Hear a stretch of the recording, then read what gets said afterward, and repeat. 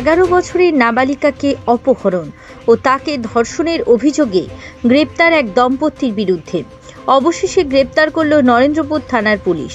নির্যাতিতার বাবা ও মায়ের অভিযোগের ভিত্তিতে গ্রেপ্তার।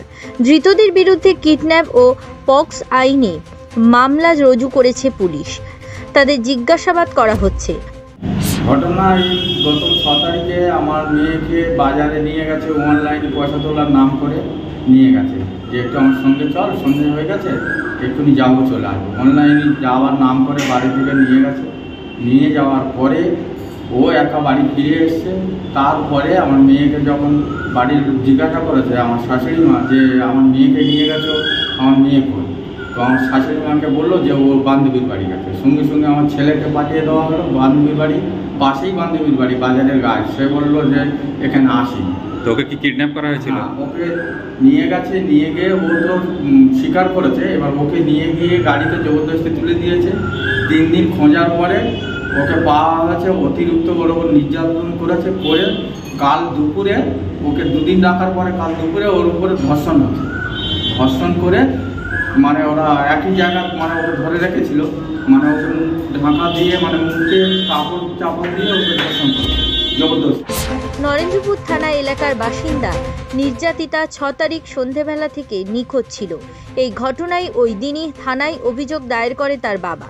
নির্যাতিতা ও তার পরিবার নরেন্দ্রপুর থানা এলাকায় ভাড়া থাকত। তাদেরই প্রতিবেশী ভাড়াটিয়া ছিল অভিযুক্ত দম্পতি। অভিযোগ, ঘটনার দিন রাতে এই ঘটনার অন্যতম ধৃত সুমিত্রা মণ্ডল নির্যাতিতাকে বাড়ি থেকে বাজার যাচ্ছি বলে সাথে নিয়ে যায়। তারপর তিনি বাড়ি ফিরে এলেও তার নির্যাতিতা ফেরেনি। নির্যাতিতার বাবার অভিযোগ, তার মেয়েকে পাচার করে দেওয়ার পরিকল্পনা ছিল। অভিযুক্তরা পাচার চক্রের সাথে জড়িত কিনা তা খতিয়ে দেখছে পুলিশ। তাহলে আপনারা হাজব্যান্ডের বিরুদ্ধে অভিযোগ দিয়েছে, আমি করিনি পাচার। তাহলে মিথ্যা অভিযোগ করছে মেয়েটা সব মিথ্যা কথা বলছে। আপনার কি নাম? আপনার কি নাম? তারপরে এখন ডিজাইন করছি যে আমি যাইনি স্বেচ্ছা গেছিলো, 2 দিন ছিল।